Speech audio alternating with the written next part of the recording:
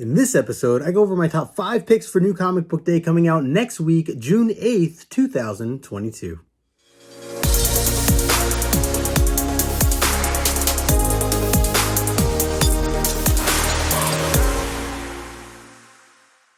What's going on, everybody? Justin here, aka No Good Comics, and welcome back to the channel. In this episode, I'm going over my top 5 picks for New Comic Book Day coming out next week, June 8th, 2022. A very special day for me, as June 8th happens to be my birthday, which happens to land on a New Comic Book Day, which is absolutely perfect. I am taking off that day. I'm going to do some comic book hunting over at Zap Comics and a bunch of other local comic shops, probably. Maybe I'll even go live that day and show off what I got. But either way, this list that I'm going to go over is, the books that are coming out for next week for that day, June 8th. I'm really excited because, as always, it's another great week for comic books. A lot of great titles coming out, and we're going to go through some of that. I have my top 5 picks, and I also have my cover buy of the week, so we'll get into that as well. No honorable mentions today. Just going to kind of jump right into it. But again, if you're here right now in the premiere chat, shout out to you. Thanks so much for hanging out with me. As always, make sure you smash the like button and subscribe to the channel if you are new. And of course, if you're not here in the premiere chat, that's okay too. If you're watching this on your own time, either way, I do appreciate it. And yeah, so let's get into this list of books of, like I said, coming out next week. These are books I'm most excited for, books that I've been either reading or following along with, or just excited to see an issue number 1 come out. So I'm going to kick it right off with number 5 here. And my number 5 pick of the week goes to Twig, issue number 2 by Scotty Young and Kyle Strom. Really excited to see where this particular story goes. I think this first story arc is only 3 issues. I don't know if I'm hoping that they plan to do more of this, because Scotty Young's just awesome. I love his storytelling, the way that the angle that he goes about a lot of the different styles of writing that he does. It's really all about, some young kid who is on a journey, some sort of journey or exploration of some sort. I think of like Middle West that he had written. He also did The Me You Love in the Dark, which actually was pretty dark story, that one was. But either way, like I really like a lot of the styles that he puts together. And of course, he's doing Strange Academy right now, which again is very much the Harry Potter type vibes, or the X-Men School of Mutants type of vibes, which is really cool too. So I feel like a lot of his or the approach that he takes is from the perspective of someone going on a journey, a younger, individual that's diving into something, or being part of a school, or being part of, something like that, which, and again, it's usually tied into some mystical or magical environment, which is always neat and a lot of fun. So with this, we get introduced to Twig from issue 1. This is, by the way, an Image comic. I had just reread issue number 1 not too long ago, and forgot how much I enjoyed it. I really enjoyed this first issue that had come out last month. And again, this is, I think, at least from what I saw, was listed a 3-issue mini series, at least for this first story arc. I would hope that we get more of that, because already I'm really enjoying the characters. So we get Twig and Splat. Splat, who is Twig's, I don't want to call him a pet. It's really just like his sidekick, a snail. And I actually don't even really know what Twig is supposed to be, what kind of creature or animal he is. But either way, it is about this guy Twig, who is taking on a new job that he's filling in for his father, who has passed away. And so he takes on this journey where he has to deliver or visit what they're calling the Pathsayer, to learn more about this gem, this red ruby, I guess, that they have found or discovered.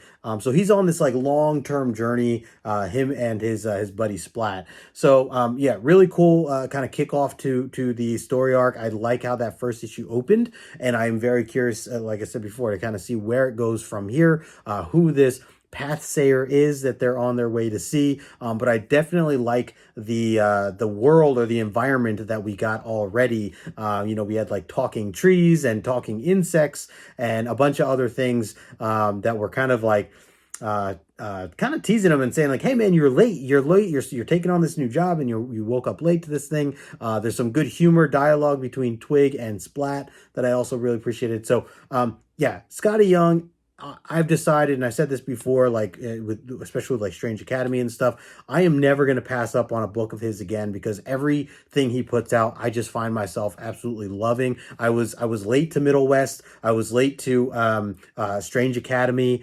So things like that, or I'm just like, man, I wish I was reading from the get. And so now anything he comes out with, I just jump on it. So the Me You Love in the Dark was another one that I mentioned earlier. That was a 5-issue miniseries, which had a really heavy message. So I think that's another great thing about Scotty's writing is that he's able to apply these deeper meanings within his writing. And of course, even with Twig, I'd say if you read that first one, there are some moments there that are very relatable to life, where we kind of get wrapped up in other jobs or other careers or things like that may not necessarily be our calling or our passion, but we're doing it anyway, and that kind of thing. So really interesting angle.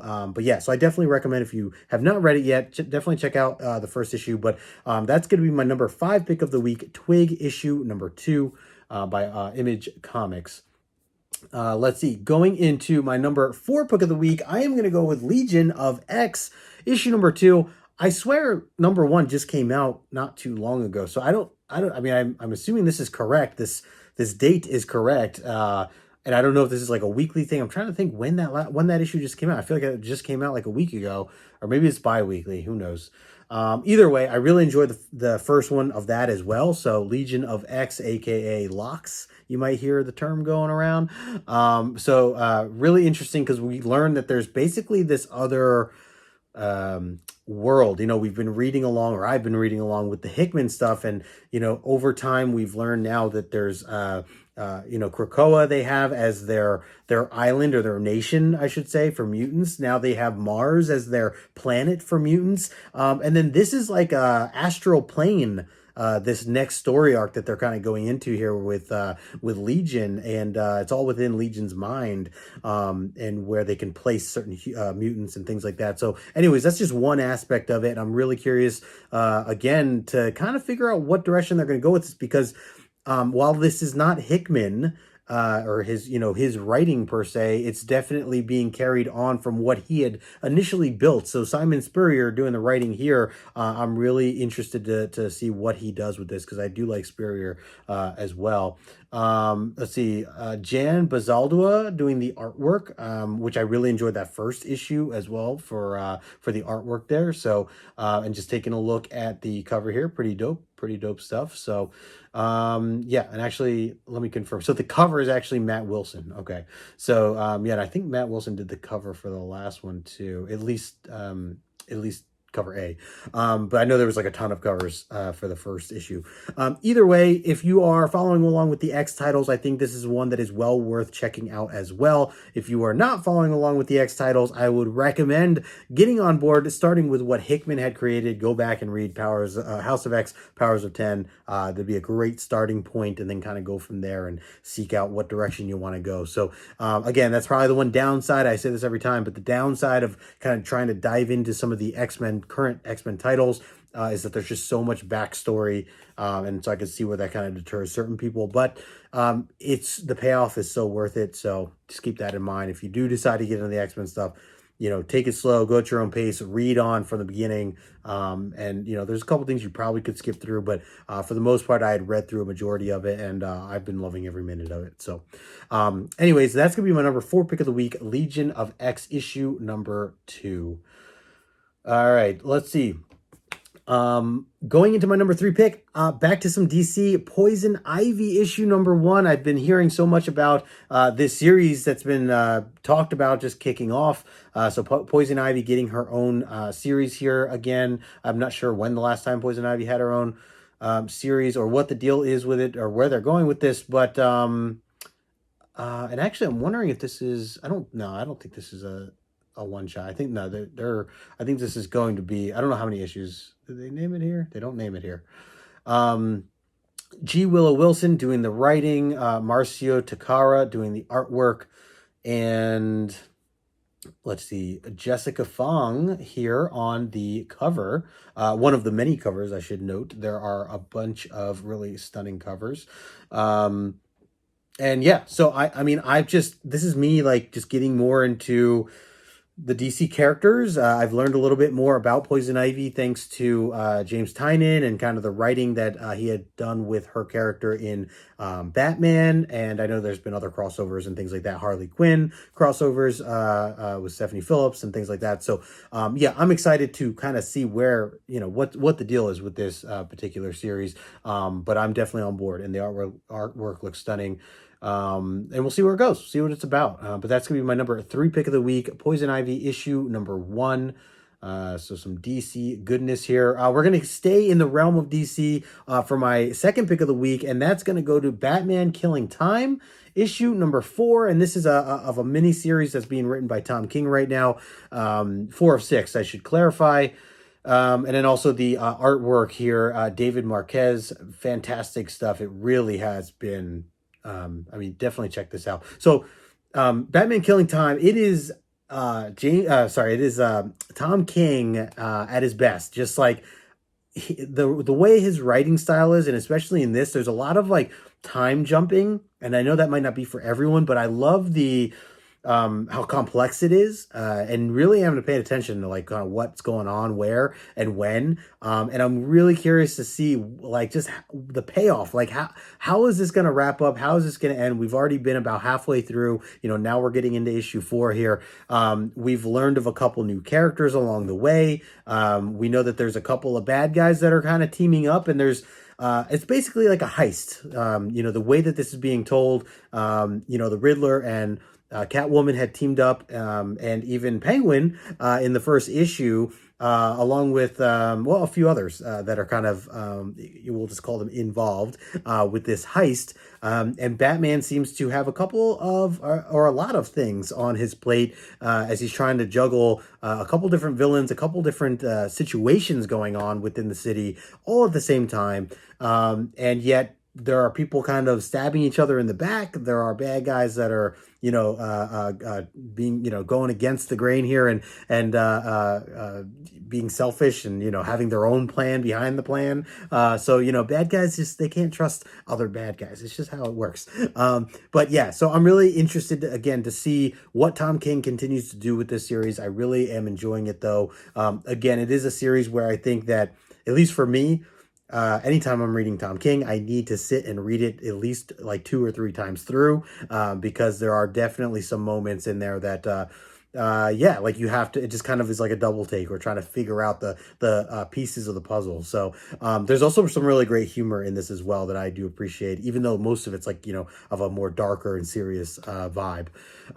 So anyways, I'm all about it. That's why I'm going to make it my number 2 pick of the week, Batman Killing Time issue number 4 by Tom King. And let's see, going into we got one more here before I get into my pick of the week and my cover buy of the week. Just again, want to thank everybody who's hanging out with me here in the Premiere chat. Again, make sure you smash the like button if you haven't already. Subscribe to the channel if you are new as well. A little note here going into the weekend.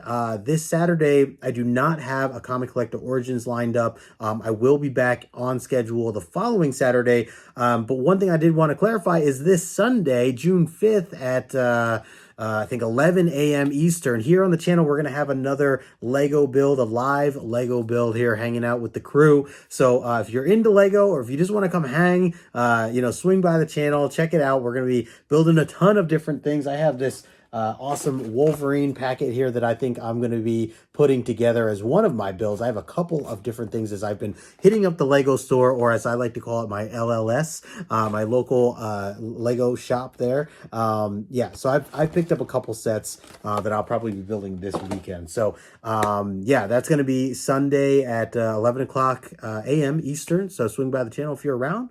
I'll probably be live for at least an hour or 2, maybe even 3. So we'll see. But anyways, so that's what we have coming up. But let's get into this number 1 pick. And again, don't go away, because I do have my cover buy of the week that I will go over as well. But going to my number 1 pick, I got to go with, it's obvious, right? Tom Taylor. He rules my number 1 pick of the week a majority of the time, right? I know I'm very predictable in that sense, but hey, we are halfway through Dark Knights of Steel, and this one coming out, issue number 7. I am so pumped for this. I love what Tom Taylor's been doing. If you're not familiar with the series, basically Tom Taylor has taken all of the or a lot of the DC characters, and has kind of retold a story using those characters that take place in a medieval time period. And a lot has changed. A lot has changed. The characters are not the normal history of what you know these characters to be per se. Some of them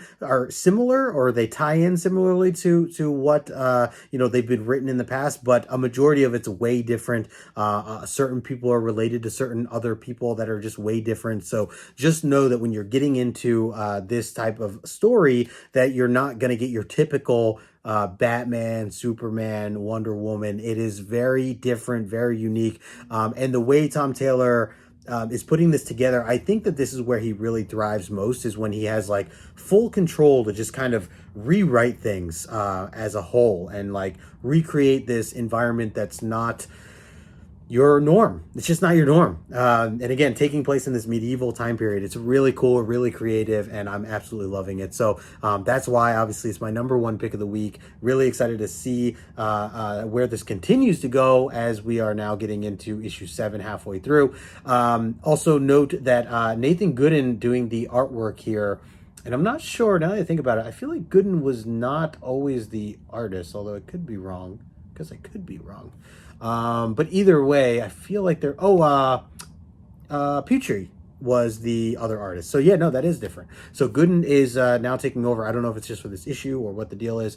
Of course, Dan Mora doing the cover artwork. He's taken over on that now. And yeah, even that Petrie was doing in the beginning as well. So yeah, I don't know what's going on there. They're just kind of moving some creative, or some creators around, I guess, a little bit. But yeah, the Dan Mora stuff, love that. I think he picked up on issue 5 where he started doing the covers. And then yeah, there's usually always, and let me just confirm. So there's no more Josh Middleton covers, or at least not for this particular issue. But they're changing it up here a little bit.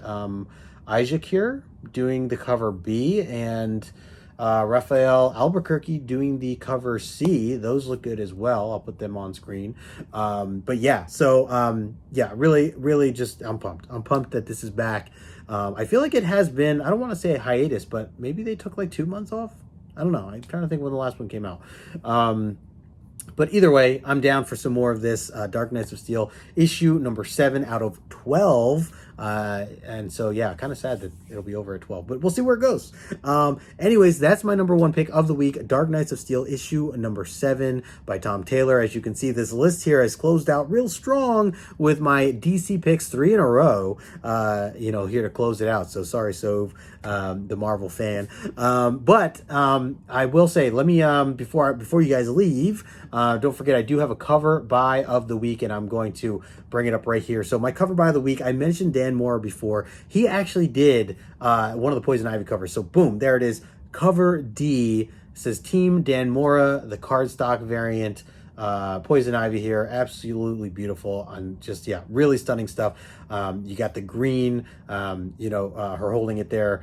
Just love what she's like wearing, or just kind of like the design of her green clothing. Really, really cool. And yeah, her hair, the bright red, shooting up like that. So I'm all on board. And this is a cover that I have to have. I mean, I'm already going to be reading this, so this kind of works out, right? I talk about cover buys of the week, where sometimes it's just a book I have to own it because I love the cover. Luckily, this is also one I'm planning to read already, so that kind of ties in. So I'll probably get the cover A, and then of course this cover D here for Dan Mora, or by Dan Mora.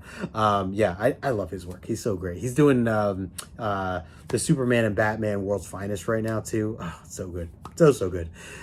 Anyways, that is going to be my cover by of the week. The Poison Ivy issue number 1, cover D. But let me know in the comment section below, are you picking anything up where you're like, yep, that's my cover by, just have to have it? Would love to know. Leave a comment in the comment section. But other than that, that is it. Those are my top 5 picks for New Comic Book Day, coming out next week, June 8th, 2022. So leave a comment in the comment section if you agree with this list. If you like what you saw here, if you're excited for something specific that I didn't mention already, because I know there's a ton of other great series that are also being released next week. yeah, leave a comment in the comment section below. Give me a recommendation or two. And again, appreciate everybody who's here in the premiere chat right now. As always, hanging out with me here on my lunch break. If you ever want to catch these premieres live, then hang out with us here on Thursdays at 12:30 Eastern time. But anyways, that's all I have for today. So again, thanks for hanging. Take a moment, smash that like button. And until next time, I will talk to you later.